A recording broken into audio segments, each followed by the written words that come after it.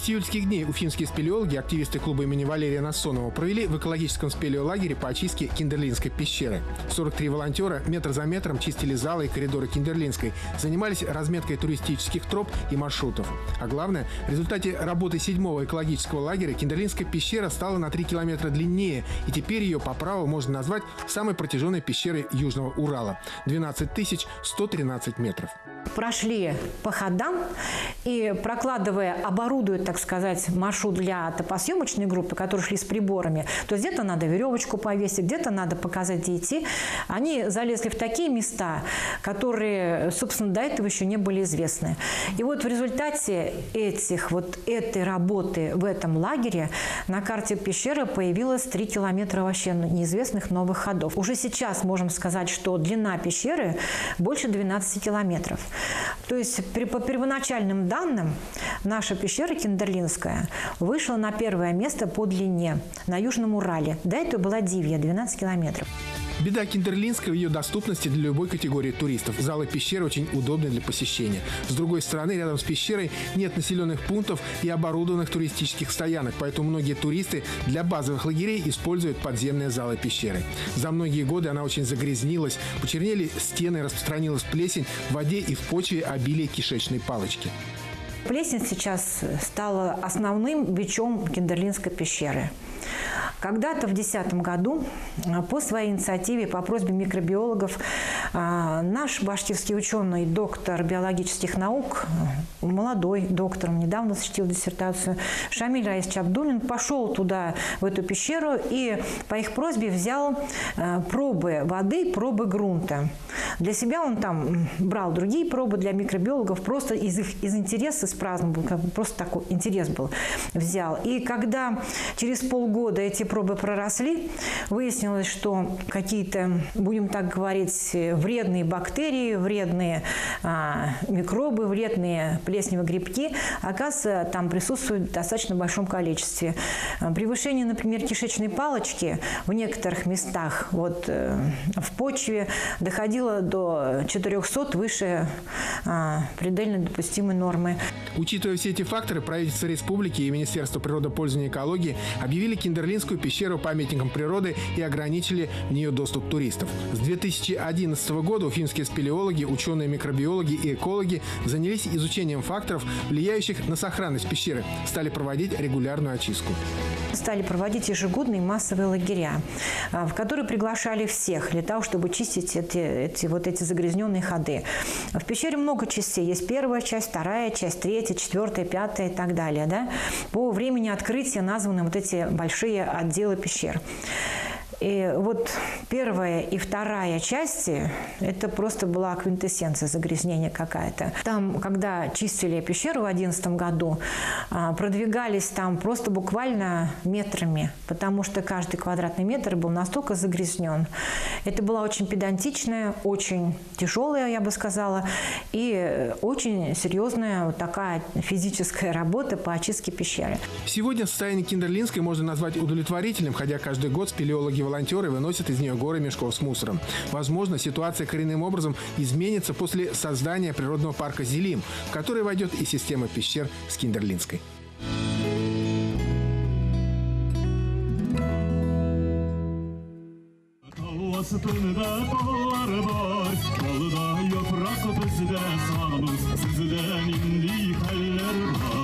Ильдар Самирханов, наш земляк, бывший уфимец, после окончания факультета романо-германской филологии работал в прессе Министерства экологии. В годы перестройки эмигрировал в Канаду. Однако каждое лето Ильдар находит время и средства, чтобы приехать в родную Уфу, встретиться с друзьями, подышать воздухом родины, вспомнить вкус татарской и башкирской кухни, услышать родную речь.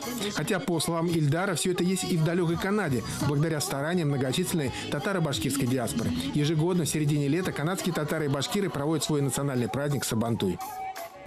Нас там много. Я говорю о Торонто, говорю о провинции Онтарио. Нас много. Наверное, то же самое есть и в Альберте, то есть есть и в Монреале, провинция Квебек, и в Британской Колумбии, город Ванкувер. Мы встречаемся, дружим, проводим праздники. Конечно, главное событие года – это Сабантуй, это наш общенародный праздник татар и башкир. Проводим мы его в рамках сообщества «Берлек». Танцуем, перетягивание каната, лазание по столбу за призом традиционным сапогами. Боремся. Конечно, нет такого приза, как баран по законодательству, но борьба кураж или любая другая борьба, дети, мы это вот так вот, чаепитие, готовим плов, бешбарбак, готовим чак-чак. По неофициальным данным, в 4-миллионном деловом центре Канады Торонто проживает более 2000 татар и немногим меньше выходцев из Башкортостана. Большинство из них стараются сохранить свою культуру, язык и корни. Например, сам Ильдар открыл у себя в городке на свои средства музей СССР. Из каждой поездки на родину он привозит в Канаду атрибутику, сувениры, фотографии, предметы быта. По его мнению, выходцы из Советского Союза и России не должны даже за океаном забывать историю. Да и самим коренным канадцам не помешает ее знать. Заканчиваю формирование первой экспозиции. Ну, как бы я уже начинаю приглашать гостей, показываю. Началось так, что я начал привозить из Уфы милые моему сердцу вещи из дома. То, что от мамы, от папы досталось, в сундуках, в чемоданах. Ну, вы понимаете, да, это у всех так. Вот. Отсюда, допустим, сестра из Казани подарила самовар. Друг Анвар подарил коромысло. Друг Олег, вот я говорю, допустим, да, подарил фляжку. Вот так вот.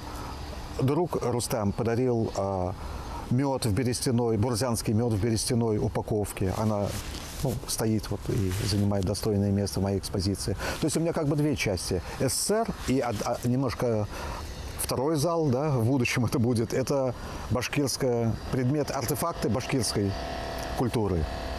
Вот. Ну, то есть вот так вот я скажу. Конечно, трудности с перевозкой. Допустим, коромысло еле влезло в габариты, еле влезло в нормы провоза багажа. Ну, вот так вот.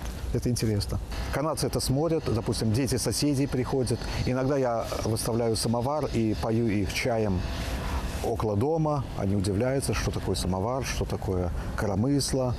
Вот. У меня перед домом есть... Я соорудил такой колодец.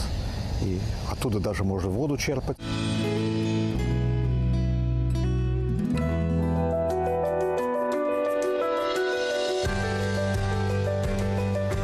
Еще никогда Десяткинский порог на реке Бирь не собирал одновременно столько туристов. В июле здесь, в Бирском районе, рядом с деревней Десяткино, прошел второй республиканский слет учителей географии, организованный региональным отделением Русского географического общества совместно с Министерством образования Башкортостана. С раннего утра на живописной поляне на берегу Бири стали собираться участники слета. Одними из первых поставили свои палатки в базовом лагере активисты регионального отделения РГО.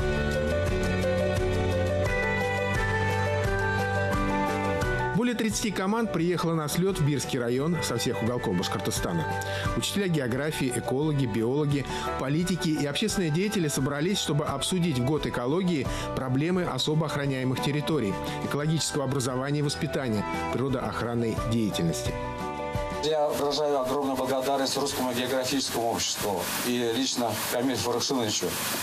Почему? Потому что именно с его приходом деятельность РГО стала и поднялась на очень значимую высоту не только в масштабах республики, но и в масштабах Российской Федерации.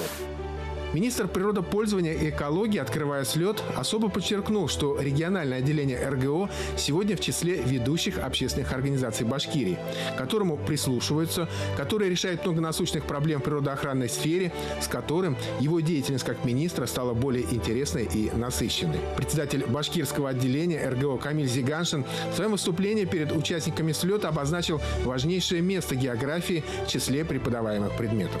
Самые главные предметы в школьной программе должны быть, что русский язык, литература и география. Рано хлопаете.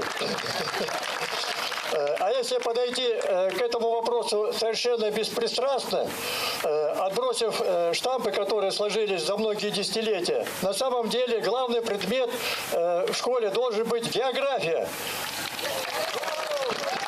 Нет, это не голословно, я говорю, давайте подумаем, что такое география? Это предмет, изучающий наш дом, планета Земля. Если бы не было Земли, зачем нужна была физика, химия или алгебра? Они не нужны были бы. Вот. Под звуки гимна, под аплодисменты участников слета в небо взмывает флаг Русского географического общества. И в этот же момент в небе над поляной появился легкомоторный самолет.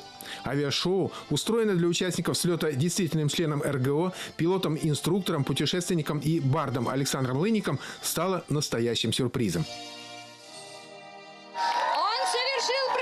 На дрейфующую льдину на Северном полюсе, совершил восхождение на гору Эльбрус, на горы Кордильеры, действительный член Русского географического общества. Кстати, перед открытием слета над поляной, где расположился базовый лагерь, стали сгущаться тучи. Синоптики предупреждали о возможных осадках. Однако после полета Александра Лынника они развеялись. По крайней мере, в этот день погода порадовала. У нас сейчас действующие работают ратники. Но, конечно, одни из них мы закрыли. У всех ратников есть анализ воды. Можно пить эту воду или нет. Во всех висит вот анализ воды. Да. Информационные стенды есть. Во всех ратников. Они вот мы закрыли, потому что нитрата очень много. Это ратник воду пить. А раньше пили. Все делегации привезли на слет свои предложения по открытию и развитию новых, особо охраняемых природных территорий. Каждый город и район представил компетентному жюри свои обоснования для этого. Например, хозяева слета, биряне, выступили с предложением сделать особо охраняемой природной территорией Десяткинский порог. В первую очередь, конечно, такой статус ООПТ мы бы хотели придать нашему уникальному Десяткинскому порогу. Ну, а также есть очень много ботанических памятников, которые можно рекомендовать, потому что у нас гидрологических комплексов много.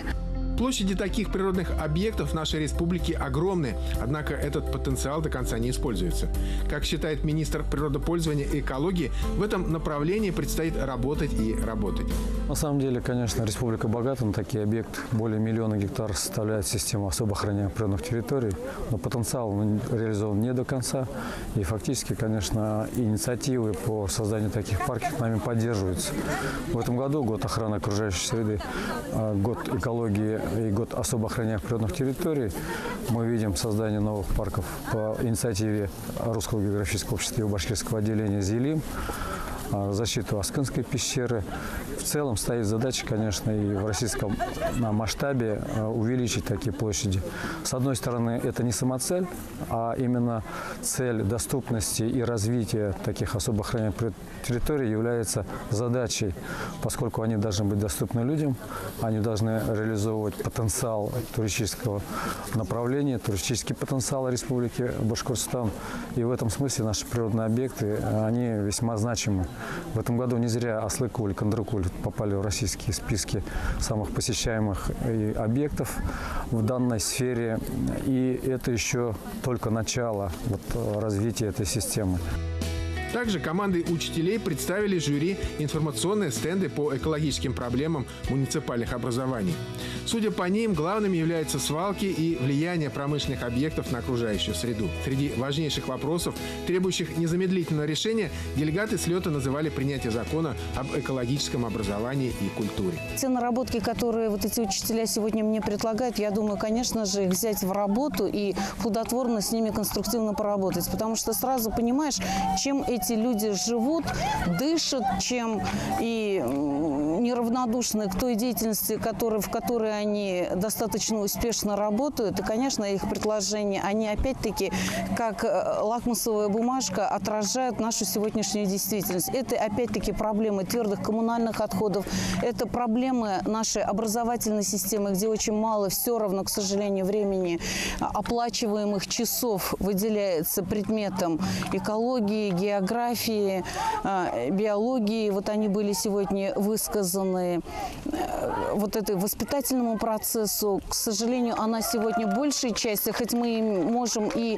гордиться, то, что это у нас в определенном смысле гораздо лучше работа поставлена, но это только на волонтерской основе, на плечах этих людей, которые просто неравнодушны, и они с того еще, наверное, советского воспитания несут этот крест так, как должно быть, наверное, и понимание у них есть, и они вкладывают свою душу в это воспитание. воспитания. Но вот долго так продолжаться, конечно же, не может. Все равно и учителя, и наше мнение, оно здесь единое, что закон об экологическом образовании, просвещении, культуре, он должен был принят. И без существенного государственного подхода в деле воспитания настоящих патриотов, любящих свою родину и гордящихся своей природой и своей малой родины, это, конечно же, дело государства в первую очередь. В течение 2 дней участники слета, несмотря на порой экстремальные погодные условия, на второй день прошел ливень с грозой, обсуждали на дискуссионных площадках вопросы образования, социально-экономического развития региона, проекты башкирского отделения Русского географического общества. Что касается последних, все без исключения участники и гости слета отметили их огромную значимость. Буквально за год-два, благодаря активности РГО, произошли значительные перемены не только в общественной жизни республики, но и в умах десятков тысяч ее жителей. По словам председателя Башкирского регионального отделения Русского географического общества Камиля Зиганшина, первый в истории России слет учителей географии, прошедший в прошлом году в Белорецком районе Башкортостана, стал самым значимым и массовым мероприятием. Даже в прошлом году, какие были отзывы после первого слета, сами учителя географии подходили и говорили: как хорошо, что вы обратили на нас внимание. Вот у нас крылья выросли, и мы видим, что практически везде председатели местных отделений – это учителя географии. И вот местное отделение, которое существует сейчас во всех районах и городах республики, проводит огромнейшую работу. Некоторые местные отделения проводят работу, сопоставимую по объему с работой регионального отделения. На мой взгляд, учителя географии – это элита и опора воспитания патриотизма. Что интересно, именно наши предложения были положены в основу концепции развития предмета географии. Ни одно региональное отделение не представило такую проработанную, научно обоснованную концепцию, как наши вот то, что подготовили на первом съезде учителей географии.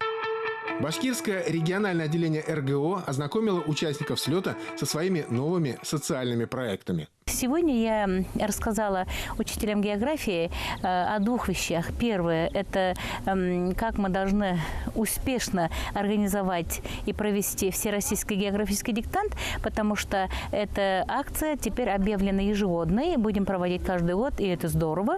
И второй вопрос – я рассказала о том, как можно побольше детей охватить для участия в конкурсе на профильные смены, на профильные заезды РГО в южных детских оздоровительных лагерях, типа Артек, Орленок, Смена и так и далее. Также учителя географии узнали о новых исследовательских и игровых методах изучения географии и экологии.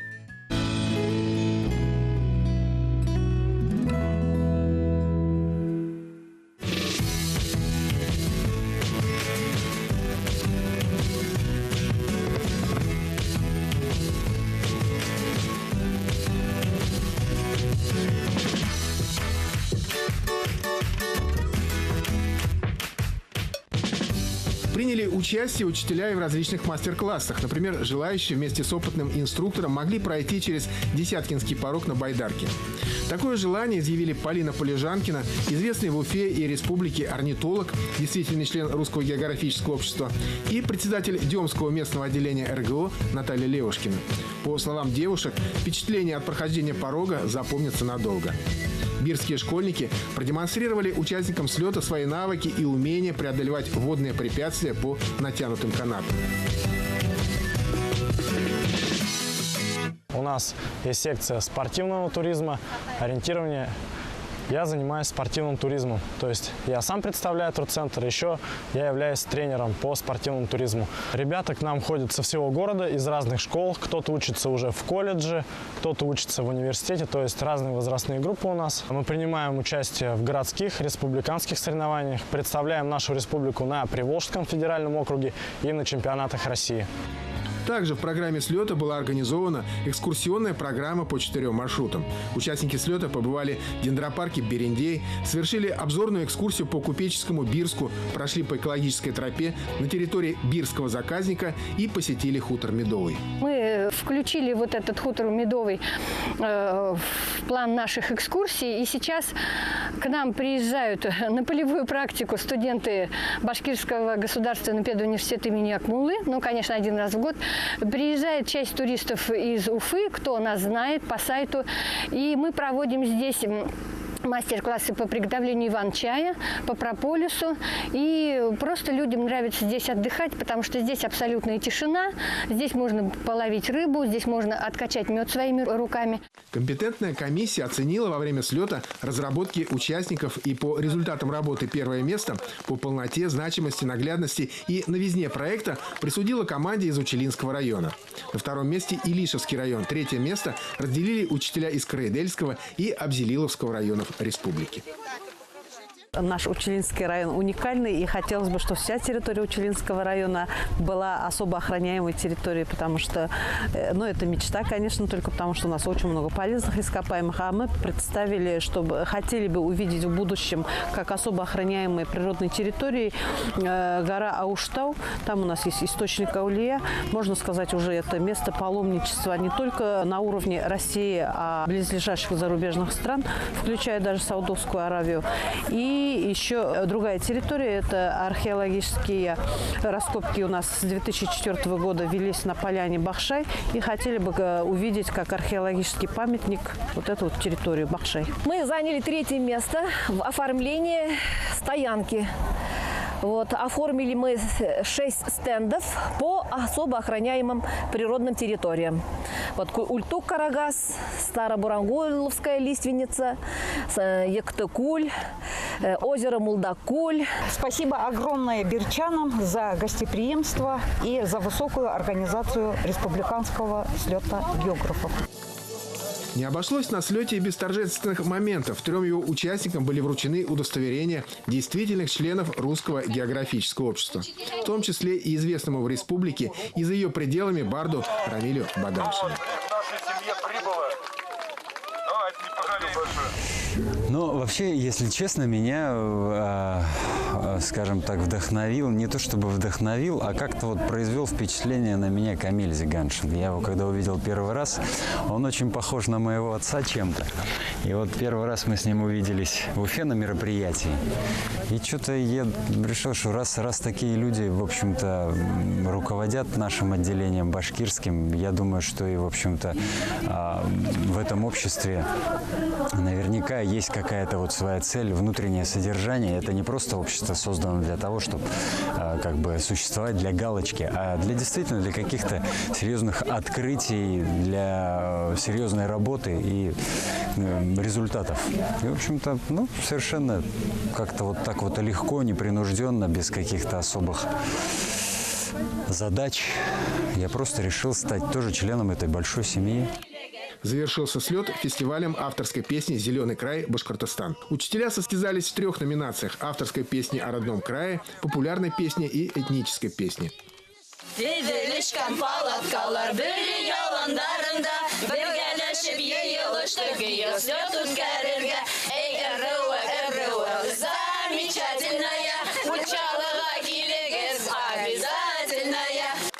В судейскую коллегию, конечно же, вошли Александр Лыник и Рамиль Бадамшин, которые и завершили фестиваль совместным концертом. Как здорово, что все мы здесь сегодня собрались. Эй! О, мамаджа, сегодня собрались. Эй! О, мамаджа, сегодня собрались. Несмотря на прошедший ливень, сырость, самые стойкие участники слета еще долго сидели у костра и пели песни под звуки гитары. Тебе готовы подчиняться все парни с нашего двора. Там-там-пирам-дири. Эх, в своей любви безумной клясться. Горланя песни до утра. Бам-бам-бам. От мужиков до малолеток все на тебя глаза косят. Ой-ё. Старушки в ряд на табуретах, тебя увидев, не ворчат. Добавим, что представленные на слете его участниками презентационные материалы будут учтены при создании новой концепции развития особо охраняемых природных территорий Республики Башкортостан и при расширении этих территорий. Цель достигнута. Естественно, обращение от слета учителей географии нашим вышестоящим органам мы подготовим все наши вот те предложения, которые прозвучали, и обратимся от имени общественности, как решить эти данные поставленные цели и задачи.